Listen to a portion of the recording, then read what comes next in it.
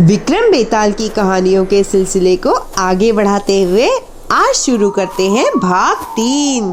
घना, भयावह और सन्नाटे से भरा हुआ जंगल। ऊपर सूखे पेड़ों की टेढ़ी मेढ़ी शाखाएं जैसे हाथ बनाकर रात के अंधेरे को पकड़ रही हों। कहीं कहीं उल्लुओं की आवाज, तो कहीं झाड़ियों में सरसराहट। और उस सुनसान जंगल के बीच राजा विक्रमादित्य तेज कदमों से आगे बढ़ रहे थे और उनके कंधों पर लटक रहा था बेताल। ठंडा शरीर, चेहरे पर रहस्यमयी मुस्कान और आवाज धीमी पर डर का एहसास कराने वाली। रात की हवा गूंज रही थी, पर बेताल की आवाज उससे भी गहरी थी।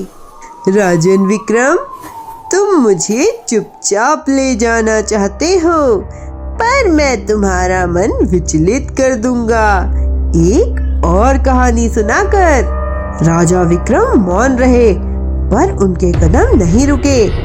ठीक उसी क्षण बेताल हंसा, एक अजीब सिहरन पैदा कर देने वाली हंसी। सुनो राजन, धर्मस्थान नामक नगर की एक विचित्र कथा। और यहीं से शुरू होती है कहानी। कहानी का शीर्षक है कन्या का वर कौन। धर्मस्थान नाम का एक शांत और समृद्ध नगर था।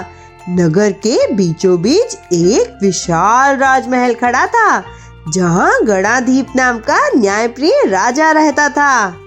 नगर के लोग सुखी थे और राजा के न्याय की मिसाल दूर दूर तक दी जाती थी। इसी नगर में केशव नाम का एक विद्वान ब्राह्मण रहता था। ब्राह्मण अत्यंत सरल स्वभाव का था और प्रतिदिन यमुना नदी के तट पर जाकर जप तप किया करता था। लोग उसकी विद्वता और धर्मनिष्ठा का बहुत आदर करते थे। केशव की एक सुंदर पुत्री थी, जिसका नाम मालती था। मालती रूप, गुण और व्यवहार में अनुपम थी।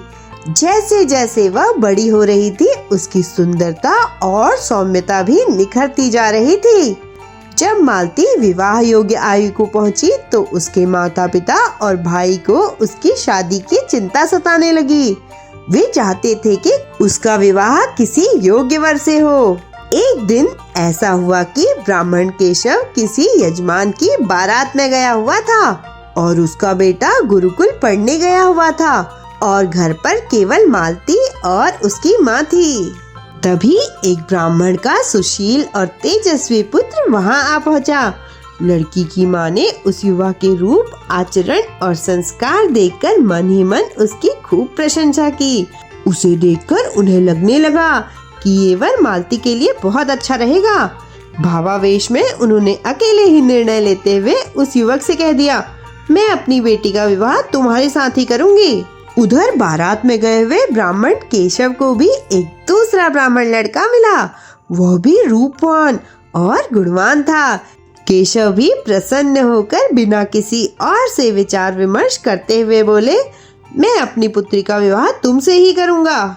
उसी समय केशव का बेटा गुरुकुल में पढ़ाई कर रहा था। उसका एक मित्र बहुत तेजस्वी था। केशव का पुत्र अपने मित्र से आग्रह करता है, यदि तुम मेरी बहन से विवाह कर लो तो हमारे कुल का गौरव बढ़ेगा। और ब्राह्मण पुत्र ने सहजता से वचन दे दिया।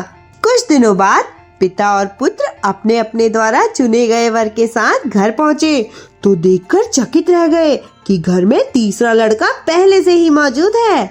अब परिवार गहरे असमंजस में पड़ गया। एक लड़की और 3 वर। इसी उलझन में कुछ दिन गुजर गए और एक दिन मालती को सांप ने काट लिया। सभी ने दौड़ भाग की, विष उतारने वालों को बुलाया, पर कोई भी लाभ नहीं हुआ। मालती ने दम तोड़ दिया।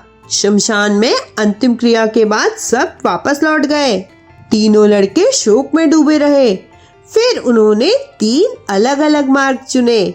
एक ने हड्डियां लेकर फकीर बनकर जंगल का मार्ग अपनाया, तो दूसरे ने राख बांधकर शमशान के पास झोपड़ी डाल ली। तीसरा योगी बनकर देश देश घूमने लगा। एक दिन तीसरा लड़का घूमते घूमते एक अनजान नगर में पहुंचा और वो एक ब्राह्मण के घर भोजन के लिए रुका। उसी समय ब्राह्मण की पत्नी अपने पुत्र को भोजन परोस रही थी, लेकिन भोजन के दूषित होने के कारण उसी क्षण ब्राह्मण पुत्र की अकाल मृत्यु हो गई। ये सब देखकर तीसरा लड़का बिना भोजन किए तुरंत उठ खड़ा हुआ और उसने भोजन करने से मना कर दिया। इतना सुनकर ब्राह्मण भीतर गया और संजीवनी विद्या की पोथी लाकर उसने एक मंत्र पढ़ा और कुछ देर बाद उसका पुत्र फिर से जीवित हो उठा। ये देखकर तीसरा लड़का सोचने लगा कि अगर ये पोथी मेरे हाथ लग जाए तो मैं मालती को फिर से जीवित कर सकता हूँ। इसके बाद उसने भोजन किया और वहीं ठहर गया। जब रात को सब खा पी कर सो गए थे तो वो चुपचाप उस पोथी को लेकर चल दिया। वो पोथी को लेकर सीधा शमशान पहुंचा। उसने देखा कि वो दो लड़के पहले से ही वहां बैठकर बातें कर रहे हैं। उसने उन दोनों को बताया कि उसे संजीवनी विद्या की पोथी मिल गई है और वो मंत्र पढ़कर मालती को फिर से जीवित कर सकता है। ये सुनकर उन दोनों ने हड्डियां और राख निकाल ली। ब्राह्मण ने जैसे ही मंत्र पढ़ा मालती जी उठी। अब तीनों उसके पीछे आपस में झगड़ने लगे। इतना कहकर बेताल ने पूछा, अब बताओ राजन, वो लड़की किसकी पत्नी होनी चाहिए? विक्रम बोले, जिसने राख के साथ झोपड़ी बनाकर जीवन बिताया वही उसका पति माना जाएगा। बेताल बोला, क्यों?